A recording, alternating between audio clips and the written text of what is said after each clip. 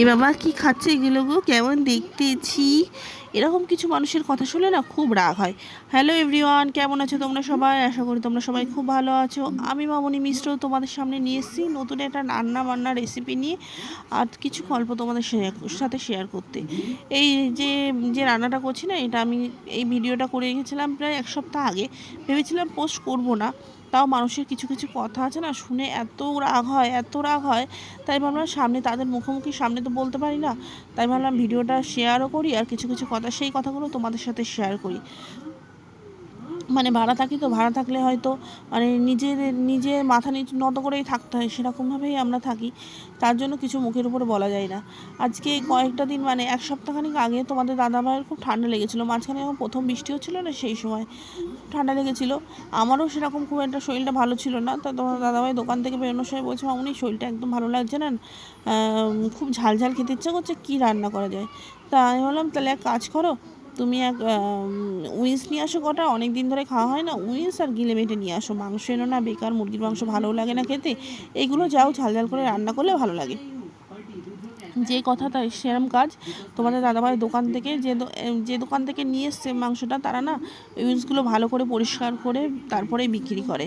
তাও আমি বাড়িতে নিয়ে আসার পরে গরম জল দিয়ে ধুয়ে যেটুকুনি বাদ বাকি থাকে সেগুলো পরিষ্কার করেই রান্না করি। সেই দোকান থেকে নিয়ে এসে এগুলো আসলে এই পান উইন্স খেতে ভালো লাগে, কিন্তু এই ছাড়ানোটা না আমার কাছে খুব বিরক্তকর।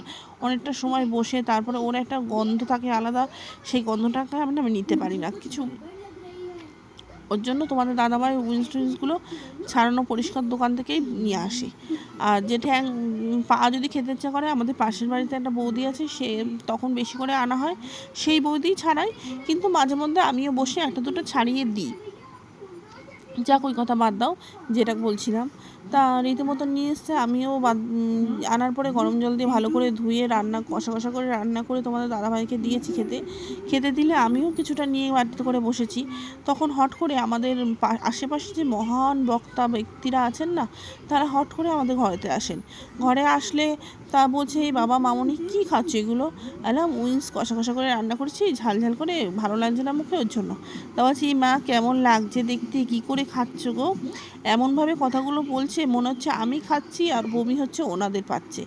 তা আজ থেকে তখন আমি মনে মনে ভাবছি মানে তোমাদের দাদাভাইকে বলছি তারা চলে যাওয়ার পরে, যে জানো তো কদিন আগে এই কাকিমাই কতগুলো ঠ্যাং নিয়ে এসেছিলো, আমাকে ছাড়ানোর জন্য ডেকেছিলো যে মামনি ঠ্যাংগুলো একটু ছাড়িয়ে দাও। তা আমি বলেছিলাম, কাকিমা আমি ঠ্যাং ছাড়াতে না আমার ভালো লাগে না, ছাড়াতে আমি ভালো করে পারিও না, ওর জন্য আমি চলে এসেছি। তা আজকে এমনভাবে উইন্স দেখে বলছে যে এমন ভাব করলো যেন ওরা এইসব জিনিস খায় না বা ইয়ে করে না।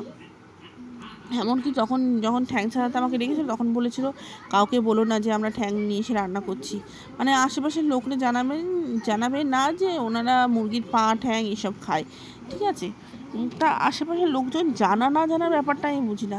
আমার যেটা খেতে ইচ্ছা করে আমরা তো সেটাই খাবো, আমাদের যেটা ভালো লাগবে সেটাই তো আমি খাবো। আশেপাশের লোক কি ভাবলো না ভাবলো তাতে আমাদের কি যায় আসে বলো?